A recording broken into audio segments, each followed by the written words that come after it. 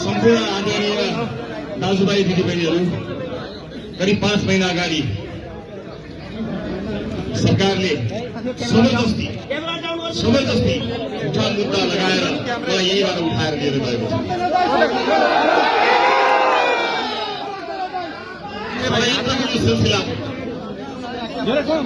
सरकारको षड्यन्त्रको यो सिलसिला सकिएको छैन। तर मैले कुनै दिन पनि हार मानेको थिइनँ, छैन हार मान्नेवाला पनि। जुनसुकै परिस्थिति सामना गर्नको निमित्त यो राजनीतिको मैदानमा आएको मान्छे जतिसुकै आक्षेप लागोस्, जुनसुकै तराजुमा बसेर आफूलाई पौड्न तयार गरेर बसेको मान्छे। यतिखेर म माथि देशका विभिन्न जिल्लाहरूमा मुद्दामाथि मुद्दा लगाइएको छ। सरकारले आफूले गर्न सक्ने जति, हुन सक्ने जति जोड बल लगाएको छ। के भयो के भएन मैले भन्न पर्दैन। कतिपयले भन्ने गर्छन् केही न केही नभएको भए तपाईँ त्यत्रो धौडी लिन्थ्यो त, अदालतले भनेर केही केहीले भन्ने गरेका छन्। अदालतको प्रारम्भिक आदेशलाई समेत अपव्याख्या गरेर अपमान गर्ने काम गरिरहेको मैले सुनिरहेको छु। म यति भन्न चाहन्छु, तिमीहरूको 2 तिहाईको सरकारले मलाई जिउँदै छोडेको छ, यही नै मेरो जित हो। शरीरमा एक थोपा रगत रहन्जेलसम्म यो लुटतन्त्रको विरोधमा उभिनेछु। चाहे जतिवटा मुद्दा लगाउनु छ लगाऊ, ज्यान मार्नु छ मार्नु। मैले मेरो व्यक्तिगत जीवनका लागि कहिल्यै केही मागेको छैन र माग्नेवाला पनि छैन। मलाई थाहा छ, यदि म राजनीतिमा हुन थिएँ भने मैले यो दुःख खेप्नुपर्ने पनि थिएन। र यसलाई लोकतन्त्रको आडमा, गणतन्त्रको आडमा, संघीय लोकतान्त्रिक गणतन्त्रको आडमा लुटतन्त्र मच्चाइरहेकाहरूलाई खबरदारी गर्न रवि लामिछाने कहिले पनि पछि हट्दैन। म प्रक्रियालाई सम्मान गर्दछु। मैले सोचेको थिएँ केही समय अझै विश्राम गरौँ, केही समय शान्त बसौँ, किनभने पार्टीका साथीहरूले जिम्मेवारीपूर्वक आफ्नो बलबुतैले भ्याएसम्म काम गरिरहनु भएको छ। मलाई लागेको थियो शान्त बसौँ, अझै प्रक्रियालाई सघाउँ। तर सरकारले यसको फाइदा उठाउँदै टाउकोमाथि तरबार झुन्ड्याउँछु भनेर एउटा जिल्लाको अदालतमा त मुद्दा समेत एक ठाउँमा त मुद्दा समेत नबुझाएर राखेको छ। यिनलाई लागेको थियो छ होला यसको टाउकोमाथि एउटा तरबार राख्यो भने त यो चुपचाप बस्छ, यो डराउँछ भनेर लागेको छ होला। कुनै पनि बेला शिरमाथि राखेको तरबार खसाल म थाप्न तयार भएर म लड्छु, जुनसुकै शक्तिसँग पनि म लड्छु। तर यो लुटतन्त्रलाई टुलु टुलु हेरेर बस्ने लाठी मान्छे चाहिँ म होइन, म आज यहाँ आइसकेपछि यति कुरा भनिसकेपछि सरकारको मुटुमा के हुन्छ मलाई थाहा छ। तर मलाई केही भन्नु छैन। अदालतको षड्यन्त्र, म सम्मानित अदालतप्रति आशा र भरोसा राखेर हरेक अदालतमा पुगेको छु। कुनै दिन त यस्तो हुन्छ कि 4वटा अदालतमा मैले उपस्थित हुनुपर्छ। तपाईँ अन्दाज गराउनु होला, यो एउटा मान्छे एकै दिन बिहिबारको दिन 4-4वटा अदालतमा कसरी उपस्थित हुन्छ होला, कहाँ चाहिँ वकिलहरू पठाउँछ होला, कसरी सम्भव छ होला। तर होस्, जे हुन्छ होस्, थप केही मुद्दा लगाउन बाँकी छ भने पनि लगाओस्। सरकारले मानिसहरू भनिरहेका छन्, जनताको आक्रोशलाई नजरअन्दाज गर्ने कोसिस गरिरहेका छन्। म कहाँ आगो बोलेको छ त्यहाँ तापौला र सेकौला भनेर बसेको मान्छे होइन। हामी स्पष्ट रूपमा आएका थियौँ, हामीले पनि भनेका थियौँ। जनता आक्रोशित छन्, जनतामा एउटा ठुलो आक्रोश आएको छ, निराशा आएको छ। त्यसलाई चिर्नु पर्ने थियो, बदल्नु पर्ने थियो। त्यसलाई व्याख्या गरेर हुँदैन, विश्लेषण गरेर हुँदैन थियो, लेख लेखेर हुँदैन थियो। गराउनका लागि टेलिभिजन थियो, तर टेलिभिजन पर्याप्त भएन। त्यसैले हामीले सक्रिय सुदृढ भनेर घन्टी बजायौँ। घन्टी बजाएर 21 जना मान्छे संसदमा आएपछि मलाई लागेको थियो सुने होला अलिकति बहिनी अब त हामी परिवर्तन हुनुपर्छ, सच्चिनुपर्छ भन्ने सोचे होला भन्ने लागेको थियो। तर यिनीहरू घन्टी फुटाउनतर्फ लागे, हामीले सिग्नलमा घन्टी बजाएको थियो, यिनीहरू घन्टी फुटाउनतर्फ लागे। मलाई दुःख लाग्छ आदरणीय साथीहरू, यतिखेर लगभग प्रतिपक्ष विहीन भएर बसेको छ। म संचारकर्मी साथीहरूलाई यसरी सरकारी पक्ष नबनिनको निमित्त विनम्रतापूर्वक अनुरोध गर्न चाहन्छु। यतिखेर सशक्त दह्रो प्रतिपक्षको आवश्यकता छ। यदि तपाईँको इन्टेन्सन लोकतन्त्र बचाउने हो भने, लोकतन्त्रको घोल ओढेर देश लुट्ने हो भने तपाईँको मुखमा लोकतन्त्र र गणतन्त्र सुहाउँदैन। नलिनुहोस् त्यो नाम होइन। साथै लोकतन्त्र बचाउने हो भने प्रतिपक्ष भन्नुहोस्, यतिखेर प्रतिपक्ष मोर्चा बलियो हुन जरुरी छ। म संसारप्रेमी साथीहरूलाई किनकुनेको घटनामा आफ्नो लाज छोप्ने प्रयास सरकारले नगरोस्, त्यसको सत्य तथ्य छान्नुहोस्। नेपालका नागरिकहरू, नेपालका युवाहरू मरेका छन्, त्यसकारणले कतैपट्टि आरोप र प्रत्यारोप गरेर सरकारले आफ्नो कमजोरीलाई लुकाउने कोसिस नगरोस्। म के भन्नु, संयोगले 2 पटक गृहमन्त्री भएको मान्छे हुँ, तर मलाई दुःख लाग्छ 4000 मान्छे आउँदाखेरि पनि जनतालाई जोगाउन नसक्ने गृह मन्त्रालय के नैतिकताले कुर्सीमा बसेको छ मलाई थाहा छैन। मलाई यति मात्र बताउनुहोस्, 4000 मान्छे आउँदाखेरि घरहरू जल्छन्, मानिसहरू सडकमा ढल्छन् भने तपाईँ हाम्रो सुरक्षा अहिलेको गृह मन्त्रालयको नेतृत्वले गर्न सक्छ कि सक्दैन? छातीमा हात राखेर पटक पटक हाम्रो डीएनए टेस्ट गर्ने कुरा हुन्छ, तिमीहरू के वादी हो, कहाँ वादी हो, कस्तो वादी हो।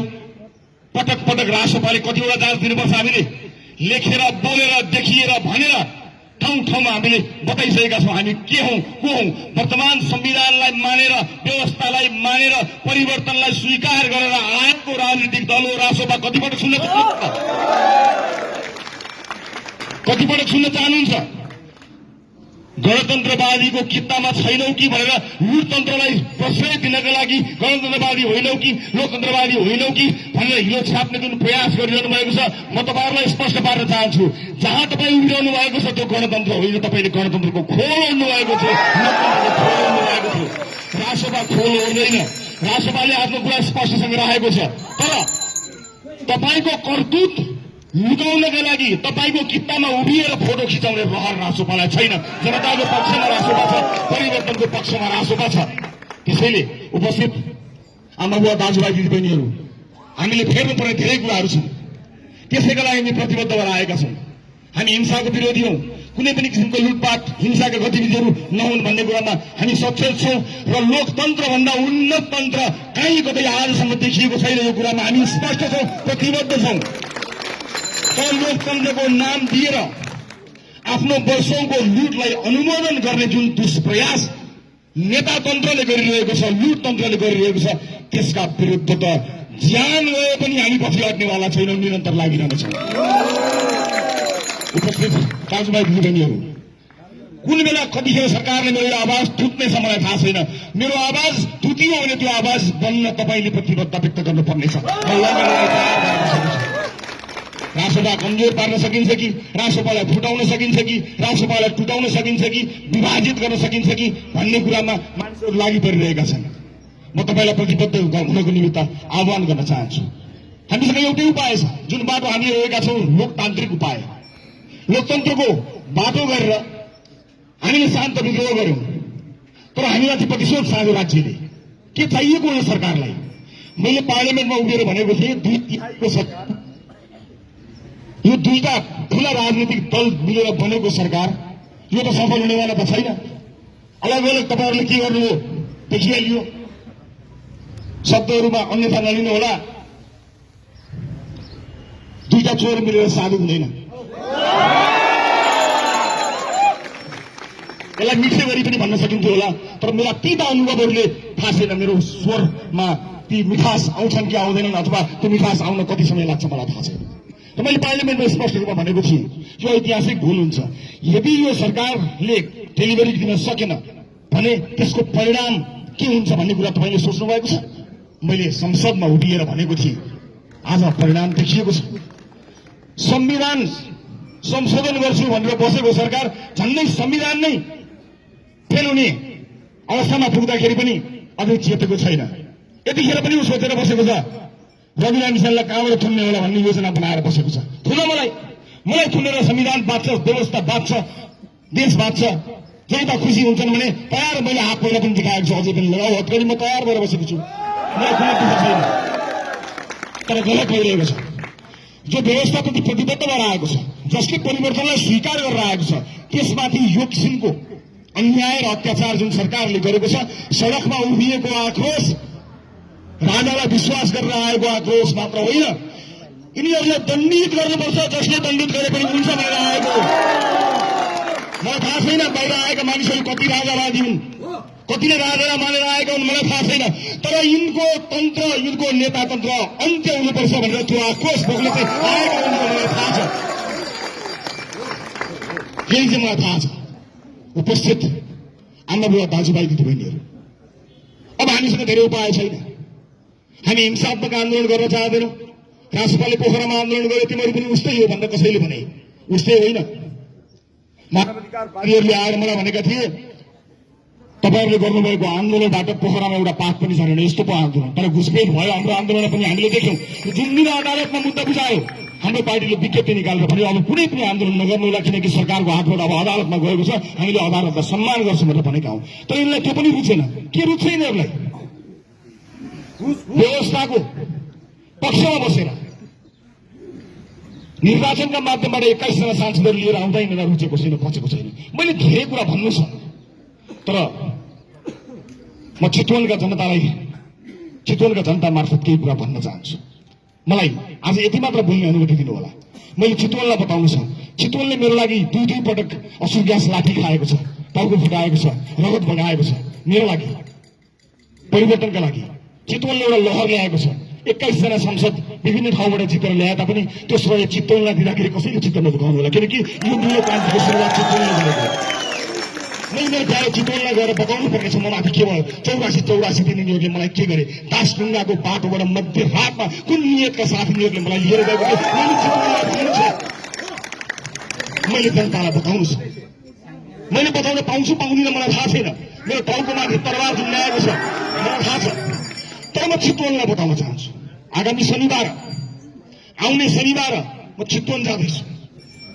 म त्यो चितवनको सभामा चितवनका जनतालाई सरकार कसरी खायो, कसले ढलायो, के षड्यन्त्र भए, कसको हातमा हतकडी लाग्नु पर्ने थियो, कसको हातमा हतकडी लाग्नु पर्ने थिएन, यो कुरा सबै चितवनलाई बताउन चाहन्छु।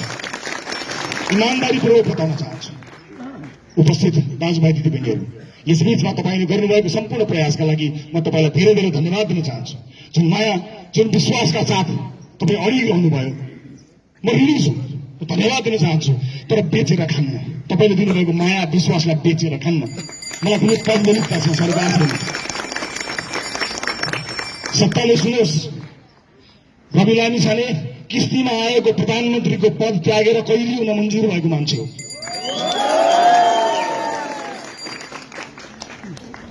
व्यक्ति जित्नु ठुलो कुरो होइन। मसँग एउटा विश्व रेकर्डको सर्टिफिकेट पनि छ। प्रधानमन्त्रीको घरको सर्टिफिकेट भएर सिंहदरबारमा एउटा फोटो टाँसिन्थ्यो होला, त्यसले के फरक पर्छ? त्यसले फरक पर्दैन। फरक पर्नको लागि त तपाईँ हामीले जुन अभियान सुरु गरेका छौँ त्यसलाई टुङ्गोमा पुर्याएपछि मात्र फरक। यसपटक साथी हो, मैले ज्यानको माया मारेको छु। तपाईँले पदको लोभ गर्नुभयो भने तपाईँलाई र मलाई पाप लाग्छ। मैले ज्यानको माया मारेको छु। यिनका बिचौलिया मैले नदेखेको, नचिनेको, नसुनेको होइन। यिनीहरूसँग शिर झुकाएको भए म सायद मन्त्री पनि हुन्थ्यो होला, प्रधानमन्त्री पनि हुन्थ्यो होला, सरकार पनि ढल्दैन थियो होला। तर ज्यान जाँदा यिनका अगाडि शिर झुकाउँदिन, शिर झुकाउँदिन। अब यिनले मलाई गर्न बाँकी भनेको गोली हान्ने हो, म तयार छु। यसै पनि बीच सडकमा एकजना मान्छेलाई गोली हानेर मारेको पापी सरकार होइन अस्ति भर्खरै? के नियतले मलाई मध्यरातमा त्रिशुलको तिरैतिर दासढुङ्गा हुँदै लिएर गयो, मेरो परिवारलाई, मेरो वकिललाई कसैलाई थाहा नदिकन लुकाएर मध्यरातमा के नियतले मलाई उठाएर लिएर गयो, सबैसँग जग जाहेर छ। त्यसैले कुनै पनि हालतमा यो अभियानमा लोभ लालचमा राख्नु होला। एकपटक हामीले त्याग गर्ने हो। यो त्याग भनेको ज्यान जाने त्याग होइन। राष्ट्रपालले कसैको ज्यान लिने खालको न आह्वान गर्छ न कुनै इच्छा राखेको छ। तपाईँहरूले एकपटक योग्य मान्छेहरूलाई ल्याएर आजको सदनमा रासोपा हटाउनुहोस्, त्यो सदन हुँदैन। रासोपा छ त्यस कारणले सदन भएको छ, कल्पना गर्नुहोस्। एकपटक म तपाईँसँग केही पनि माग्दिनँ। एकपटक यो पदको लोभ छोडेर मैले कुन पदमा आज रासोपामा आफू आसीन भए भन्ने कुरालाई बिर्सिएर आउने चुनावमा 101 उम्मेद्वार उठाउनका लागि प्रतिबद्ध बन्नुहोस्। हामीले उम्मेद्वार उठाउनुमा हामीले गल्ती गरेनौँ भने जहाँ उठ्यो त्यही जित्छौँ, कहीँ हार्दैन। यदि त्यसका लागि मैले उम्मेदवारी नदिएर मभन्दा योग्य मान्छेलाई छोड्नुपर्छ भने म तयार छु। 1 नम्बरमा म तयार छु, म छोड्न तयार छु। राजसभा बनाउँदाखेरि सभापति बनिदिनुहोस् भनेर मैले नचाहेको ढोका छैन। मैले नेतृत्व दिन चाहेको होइन। मलाई मेरो लिमिटेसन थाहा छ, मलाई थाहा छ, मेरा सीमितताहरू छ। त्यसै कारणले मैले कतिवटा ढोका चाहदिनँ। आउनुहोस्, तपाईँ सभापति बन्नुहोस्, म सारथी बनेर पार्टी चलाउँछु। तर यो लुटतन्त्रको अन्त्य गरौँ, हराउँ, एक-एकलाई हराउँ भनेर कसको मात्र घरमा गइनँ म। तर कसैले पत्याएन, कमले पत्यायो, थोरैले पत्याएको भए आज परिवर्तन हुन सक्थ्यो, यिनलाई हराउन सकिन्थ्यो। तर त्यतिखेर समय भएन, पत्याइएन। अब त्यस्तो नहोस्, अब त्यस्तो नहोस्। आज पनि राष्ट्रसभाको सभापति म बन्छु भनेर कोही आउँछ भनेर छाती ठोकेर हाँसेर साँचो तयार भएर बसेको छु। तर यो अभियान गर्न दिनु हुँदैन साथी, यो अभियान गर्न दिनु हुँदैन। आफ्नो पद, आफ्नो सानो लाभको घेराभित्र बस्यौँ भने तपाईँ हामी सकिन्छौँ। हामी सकियौँ भने यिनीहरूको राज चलिरहन्छ। यसलाई अनुमोदन गर्न दिनु हुँदैन। जनआक्रोश बाँकी नै छ। त्यो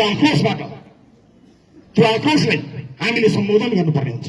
त्यसका लागि हामी तयार हुनुपर्छ। कसैलाई गाली गरेर, कसैलाई होच्याएर केही हुनेवाला पनि छैन। र फेरि पनि तपाईँलाई भन्न चाहन्छु, सरकारबाट हामी होसियार हुनुपर्छ। 4000 मान्छे आउँदाखेरि यो सरकार जनतालाई जोगाउन सक्दैन। यो संसारको, यो सरकारको गृहमन्त्रीज्यूलाई म के भन्नु भन्यो भने प्रतिशोध साने जस्तो होला। बुझे गरेर गएका उमेर पुगेका अन्तर्जातीय टोलीलाई पक्रनको निमित्त मुम्बईसम्म पुलिस पठाउन सक्ने यो सरकार यहाँ 4000 मान्छे आउँदा जनता जोगाउन सक्दैन। भिजिबिलिटी गुमाइसकेको सरकारले कुन नैतिकताका आधारमा बसेको छ मलाई थाहा छैन। सरकारको औचित्य समाप्त भइसकेको छ र संसदबाट बलियो सरकार बन्ने बाटो पनि यिनीहरूले बन्द गरे। 2टा ठुला दलहरू मिलेर लोकतन्त्र बचाउन, संविधान बचाउन होइन, एक अर्काका भ्रष्टाचारी बचाउनको लागि देखाउ बचाएर थोरै बिरामी छैन, तयार छु। म पार्टीको जिम्मेवारीमा फेरि फर्किनेवाला थिइनँ। तर यिनीहरूले मैले उच्च नैतिकता देखाउँदाखेरि यिनीहरूले यो प्रतिशोधलाई अनुमोदन गर्नेछ। त्यस कारणले मैले अब बेला भएको छ, अब चाहिँ पार्टीको नेतृत्व पनि सम्हाल्छु। जुन दिन धुलिन्छु जबसम्म रहन्छु तबसम्म पार्टीलाई फेरि अर्को एउटा नेतृत्व दिएर दाजुभाइ दिदीबहिनीहरू, मेरा बाँकी कुरा म चितवनमा भन्ने छु। चितवनमा केही विशेष कुरा भन्नु छ। मैले अघि पनि भनिहालेँ, सभा आउँदो शनिबार चितवनमा हुनेछ। यो सरकारले मलाई फेरि थुनेछ भने यसको विश्वास छैन। थुनेछ भने पनि सभा गर्नुहोला, छुनेछ भने पनि सभा गर्नुहोला। पार्टीको कामलाई निरन्तरता दिनुहोला। म आज पार्टीको अब बैठकमा बस्नेछु। साथीहरूलाई के गर्नुभएको छ यसो बुझ्ने कोसिस गर्छु। यो अप्ठ्यारो परिस्थितिमा आफ्नो ठाउँबाट सघाउनु तपाईँ सम्पूर्णलाई म फेरि पनि धन्यवाद दिन चाहन्छु।